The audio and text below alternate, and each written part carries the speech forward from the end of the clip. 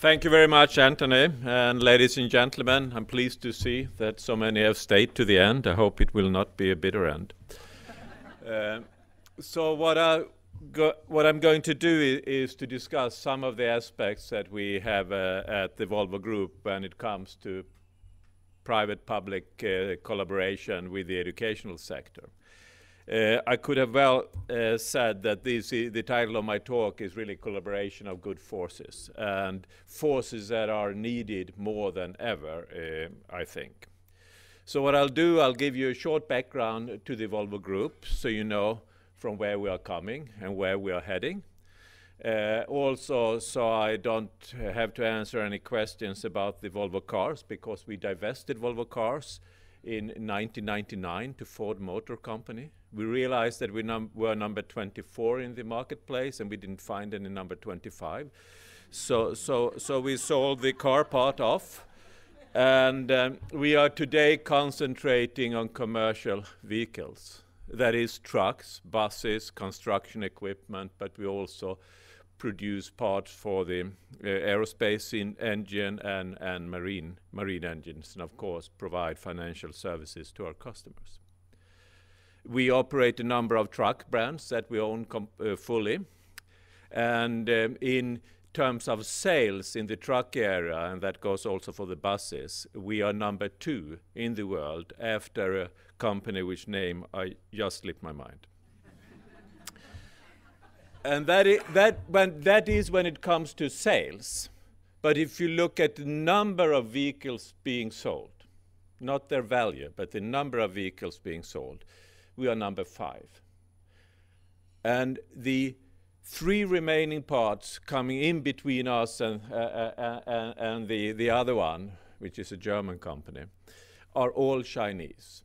Dongfeng, you never heard about it. FAW, First Automotive Works, you never heard about it, and CNATC, Chinese National Heavy Truck Corporation. None of them are global, but I can guarantee you that they have global ambitions. If I look at the Volvo Group, we have a European heritage. We still have a fair number of our employees in Europe. But when it comes to sale, it's about less than 40% that is in Europe. Increasingly, of course, in Asia. But if I look at R&D activities, then we have about 75% of our future being carried out in Europe. That means that whatever happens on the European scene is extremely important for us. We have no intention of moving R&D to other places in the world, except that we think we need to also utilize the resources elsewhere. So we have R&D centers in the US, as well as in India and in Japan. So we see in this business area a fierceful competition going forward, particularly from India and China. So we are globally, we are active on all continents in the world. We have a supply chain that is also global. Of course, the supply chain is global. We need to work closely with our suppliers.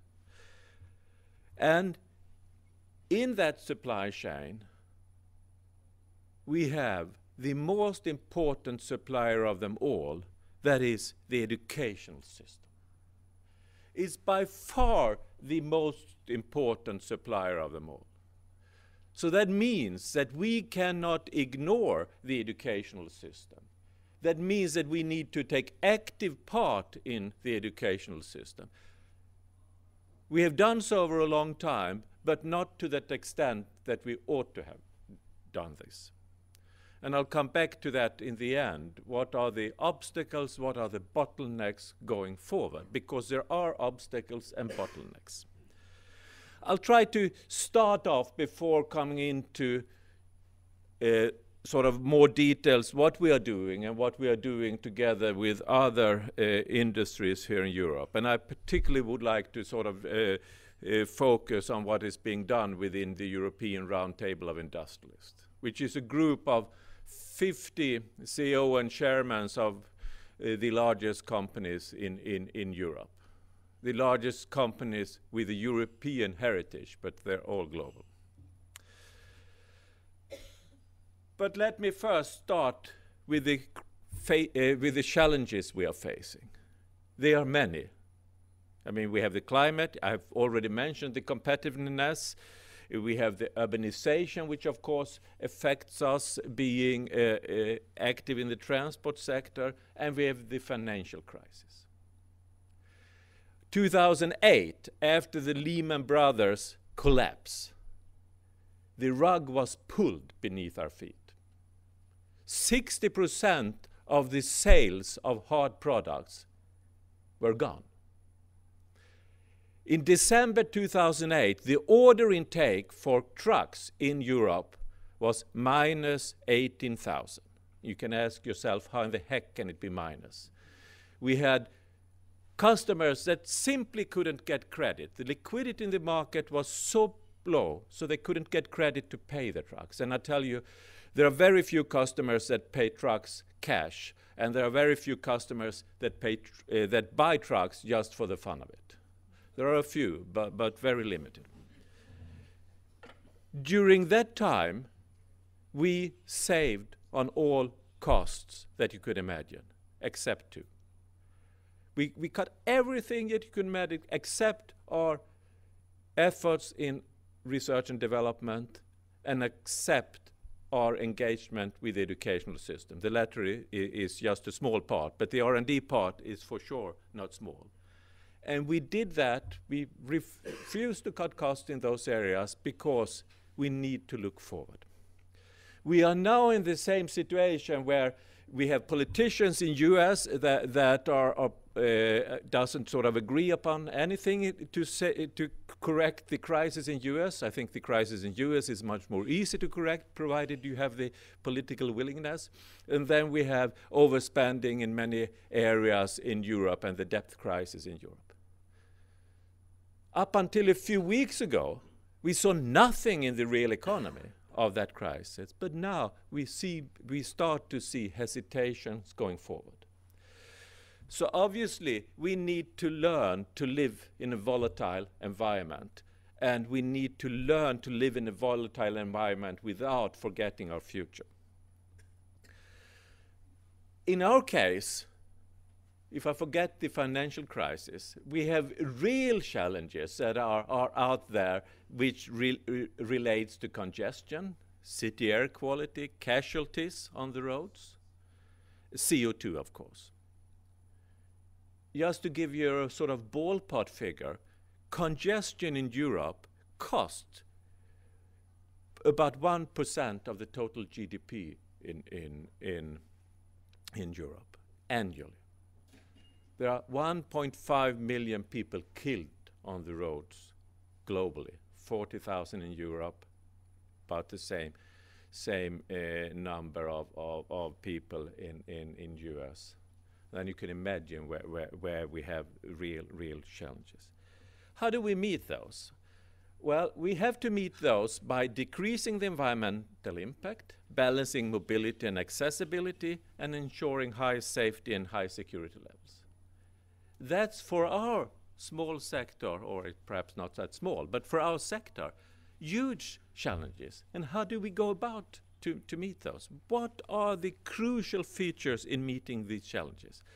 Well, I would argue that it's to secure that we have an efficient R&D and innovation system, and secure that we have education systems that are necessary. Both education systems that deliver on the vocational side and educational system that deliver on the more academic side. We need to secure that we have a balance between these systems. I will spend a few minutes on the sort of more academic side on this. Because if we are going to continue to spend money on R&D, how do we take that to sales? How do we take that out to the market? Well, for sure, it's not a linear process. So you don't go from research to development to marketing and to production and marketing and sales. It's a highly non-linear process involving a number of different steps, everything from research, business planning, to standardization, concept development, industrialization, verification, production, and marketing. But is that enough to give you real innovations that helps meeting these challenges that we are facing? The answer is no. You need to secure that you have a good customer and supplier and society interaction at the top, such that you satisfy the demands. You need to secure that you have a good university interaction, because it would be naive to think that we ourselves could manage and handle all the knowledge that is out there, the necessary knowledge that we create. But at the same time, universities and the education system is essential to secure that we have a talent pipeline. Both for R&D, of course, but also to secure that we can produce them, secure that our customers have education enough. If I take trucks, for example, you need people that drive the trucks. And to drive a truck today is completely different from what it was 10, 15 years ago. You need completely different skills. So we need to secure that this talent pipeline fulfills all the demands for ourselves as well as for our customers. There is a lot of politicians out there that doesn't think we need trucks at all. They are annoying when you see them on the highways. They are big, ugly. I think they are beautiful, but at least certain brands. And they are in your way, and you can do everything with train system. But I tell you, the milk to your local grocery store doesn't come to your grocery store by train. And it doesn't come there by quantum mechanical tunneling either. It comes there with a truck. The truck doesn't necessarily have to look the same as it does today, but you need to secure that we can transport goods in and out of town, and also the residues most likely out of town. So education is for a company like Volvo crucial. As I said, and I'll step back a bit and tell you a little bit more about sort of a general consensus in the European industry. I have the pleasure of being associated with the European Roundtable of Industrialists. It was formed in the beginning of the 80s. It's equivalent to the Business Roundtable in US. Today, it brings about 50 CEOs and chairmen of major European companies. You have BT from UK. You have BP and BT and a number of others that are part of this. And in total, these companies sustain around 6.6 million jobs in Europe. And most of them have, as Volvo has, an R&D activity that is relatively large in proportion to the sales in Europe. So we are actively working to ensure that politicians understand issues that relates to European competitiveness from the industry. We heard before, just before, at least in this room, there was a discussion on the necessity of math, science, and technology, or more accurate, as STEM education. Even though I heard just half an hour ago that there are plenty of people educated in US with that type of education, and we have more, US has more scientists than they need. At least more scientists than they need to get an efficient scientific output. But I tell you, we still lack engineers. We are still looking for skilled engineers. It's not the same as you get them out through the door in any universities. Siemens has currently 2,000 positions that they have difficult to fill in the engineering field. Even in US, we have difficulties getting good, skilled engineers. And when we see the trends going forward with a declining interest, because kids doesn't want to study some of these subjects, and particularly when you look at the T, which is extremely important for us in a broader perspective, then we are also worried about the interest. And if we don't solve this issue, get people interested in technology, utilize the full potential of the young people we have today, well, then the answer will be pretty darned easy. We have to move elsewhere. And it's enough to pay a few visits to China, for example, to realize what is going on in Chinese universities in these areas. We will, of course, not do that, and it won't happen by sort of the CEO taking a decision, now we're going to move to China, because it's not that easy. But it can go relatively fast if things starts to move. So we think going forward to 2020, we will still face large competence disparities in science and technology and engineering in Europe for our needs. I'm not arguing about scientists that sort of conduct science in universities, but skilled engineers that are employable with the right skills that the European industry needs. And even further, this is from German universities, in the field of a number of fields, and the number of female students in electrical engineering, which is a crucial area for the automotive sector. Automotive sector is no longer mechanical engineering alone.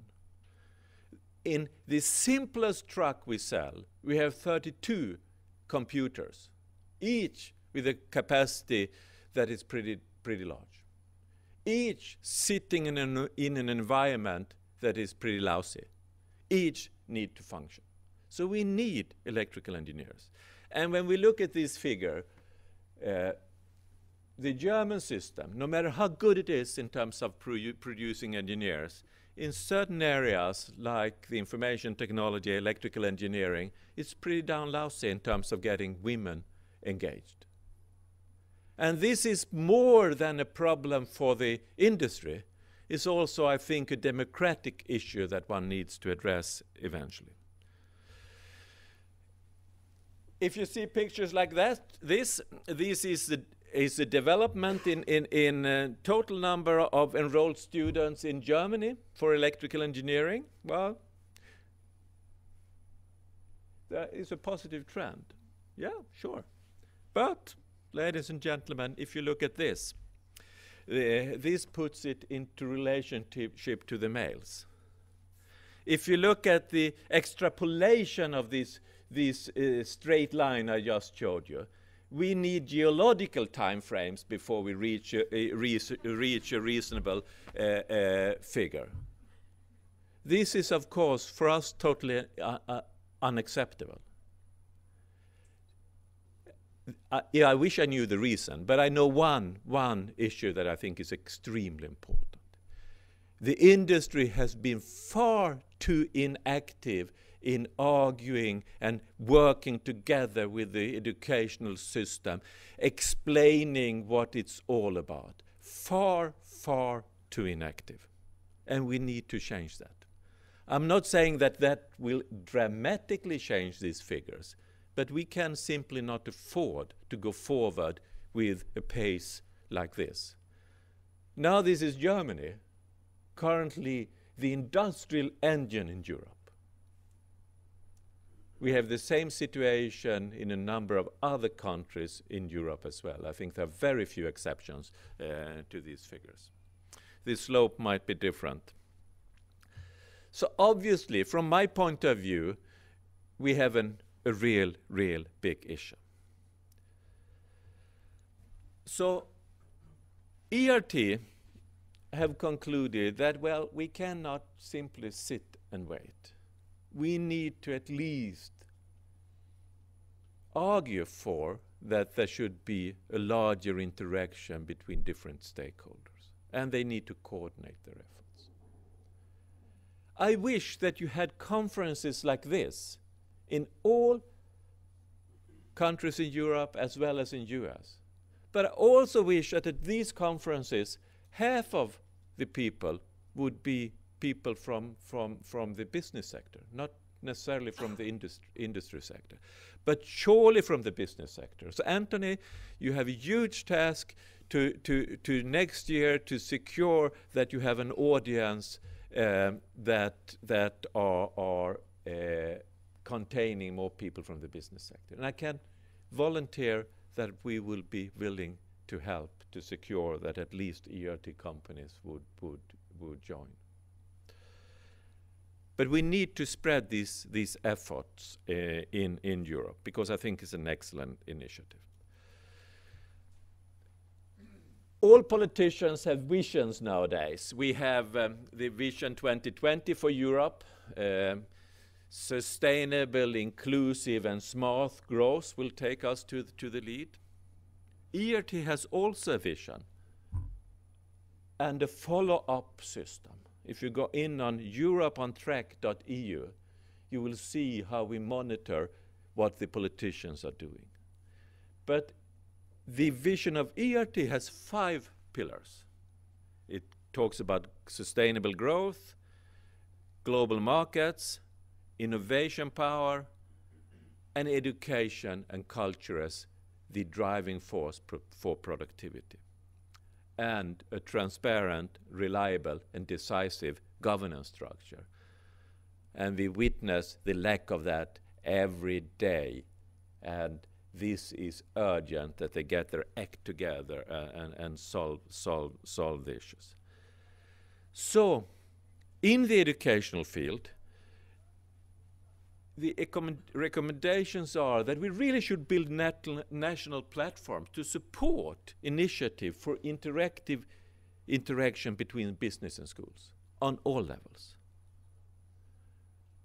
And I'll come back to how that could be done and what are the obstacles. Support lifelong learning, of course, and really to build stronger links between the public and private sectors in education, and increased mobility within Europe. It's easy to say, it's easy to present the vision, leave it to politicians, and go home and deliver quarterly reports. But as I showed you with these slides where you saw the product development leading to products, we are not looking only for next quarter. We are looking to 2025, 2030 with our product planning, product development. And every reasonable company that really wants to secure their place in the global market has to do that. We need to be prepared, even though I will not be there, most of my colleagues will not be there, but we aim to be there 2025, 2030 with good products suited for the market at that time. That means we cannot let go of the educational system because we need to secure that we can carry out this development. Most of our roadmaps will probably be wrong. Doesn't matter. Doesn't really matter because we correct them as we go along. Doesn't really matter. But if you lose the ability to look long term, lose the ability to really do these type of roadmaps, then I tell you, you will be lost. So what has ERT done? So what can industry do? Well, I think we can contribute to understanding change. I think we can contribute to showing solutions in practice, that is work-related content in the educational. We can inform on the use of different subjects in daily work. We can show the role models. We can extend networks to support teachers as well as students by giving access to different perspectives experience and knowledge, and we can help building a new leadership. I think supporting teachers is a very, very good way. Not because that the corporate world have pedagogical skills that surpasses the educational world. Not at all. Not at all. But we have different perspectives, we have different roles, and we address different problems. So from a business model perspective and getting return of your investment, the most effective way is really to engage with teachers. Engage with teachers, building networks so they get to know each other. And I often get the question, how can you do that? You need to have your engineers out there supporting teachers. Well, the issue is that we already have those resources. Every company has those resources. We spend a fair amount of money on continuing education for our employees. When it comes to communication, which I've heard several times during this day, is an important asset for people leaving the school system. It's extremely important in our daily work. So when it comes to communication, if you're out there, if you're standing in front of students or if you're standing in front of teachers, of course, you train on that aspect. So the resources are basically there. I'll come back to some of the obstacles later. So we took the initiative. Actually, we looked what is being done in Europe. And there is a lot of different initiatives. In Germany, one has something called the Wissensfabrik. In Holland, JetNet. There's a lot of different initiatives.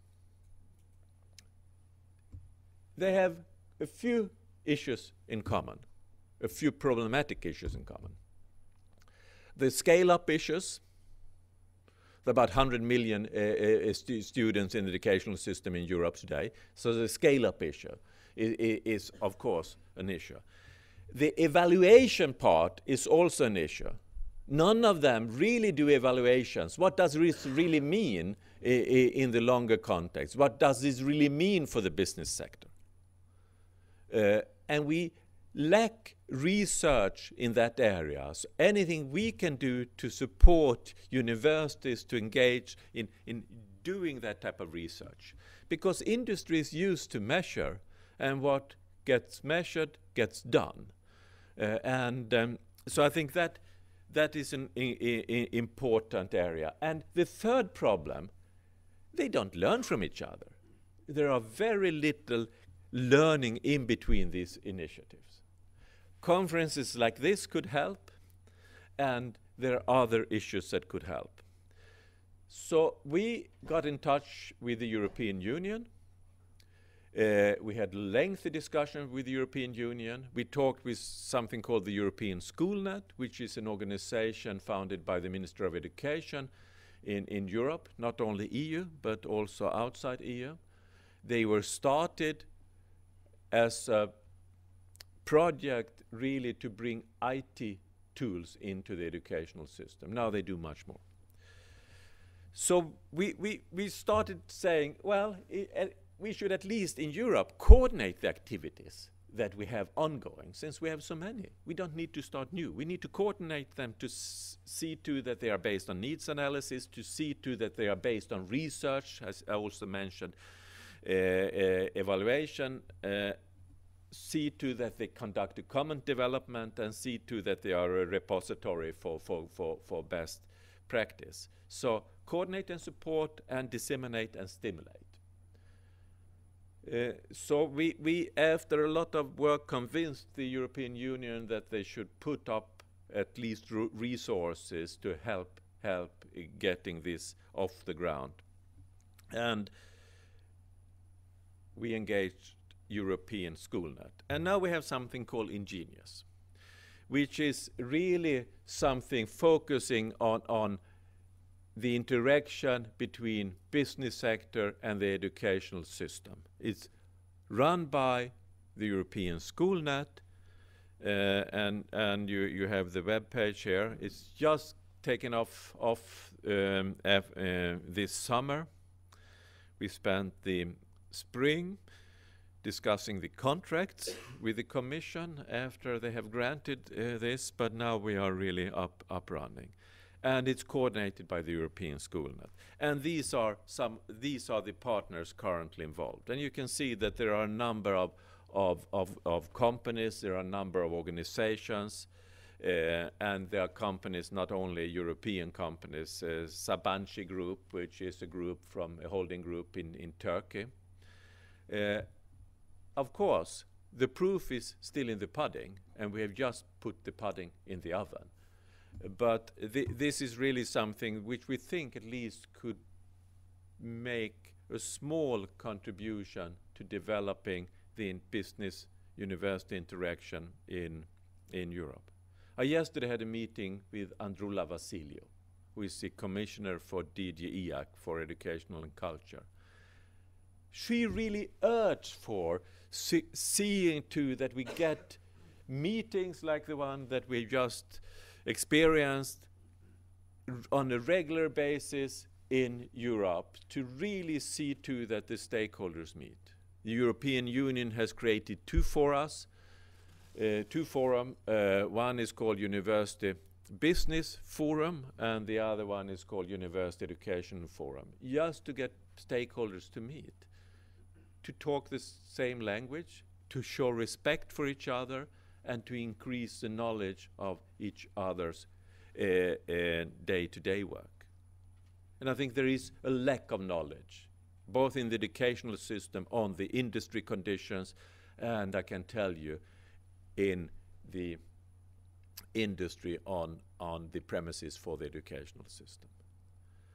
And I think that is one of the bottlenecks that we need to overcome.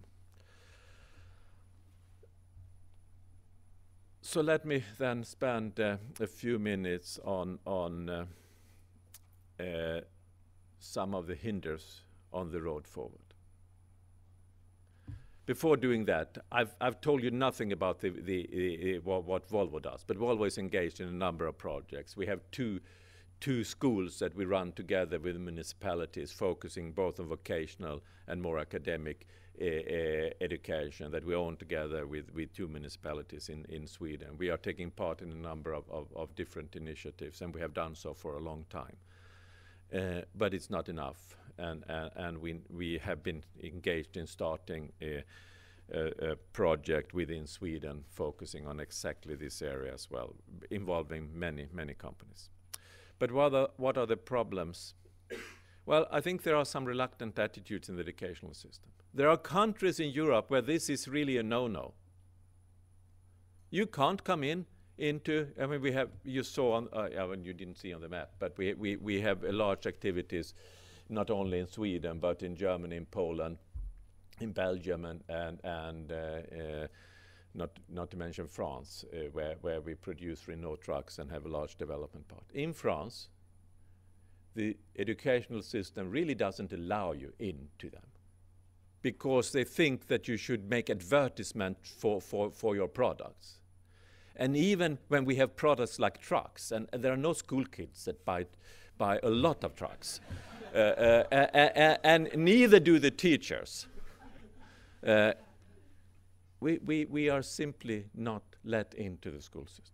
On the university side, it's much better. I'm not saying on the university side we have no problem, but on primary, secondary, and upper secondary level, no. And of course, if we are going to get out of this mess we have created in Europe right now, we need to secure that all countries have a good education system. There is also reluctant attitudes in industry and also low awareness. I saw one presentation this morning saying one of the bottlenecks is that you have to get buy-in to top management. That is absolutely correct. And that's the easy part, I think. The problematic part is to also get buy-in to middle management, because then middle management is squeezed from all kind of directions, not only from the top and from the bottom, but all kind of directions you can imagine they are squeezed from. But, as I said before, we already have the time available, at least to let people out into the school systems, let school kids into our laboratories, and have a structured way of approaching and making friends with teachers. The economic crisis worries me a lot, that we will have governments cutting in educational budgets. It's a simple thing to cut in. I'm soon ready, Anthony. It's a simple thing to cut in, but it's a stupid thing to cut in. If we don't make a coordinated effort in communicating this message to the politicians we have in each country, I think it's our obligation to do that. And then lack of leadership, funding of new initiatives and research related to these issues. I think the Commission will be quite committed to go forward to really fund research related to understanding the situation and devising ways of going forward. And I think that is really, really needed. Even though the industry doesn't have any researchers that are really committed to this, but we can at least provide case studies and provide real life conditions. I also often get a question, but you don't know what you need. You have no clue what you need. Probably in terms of skills. It's probably true. Probably true. Does it really matter? I think at least Europe should push for development and not only pull based on needs. I think that is crucial, because I think also Europe needs to look ahead and see how we want the development, and really secure that all these nice visions get down in the basement, and we start to work on those and roll up our sleeves and get to work. So thank you very much, ladies and gentlemen.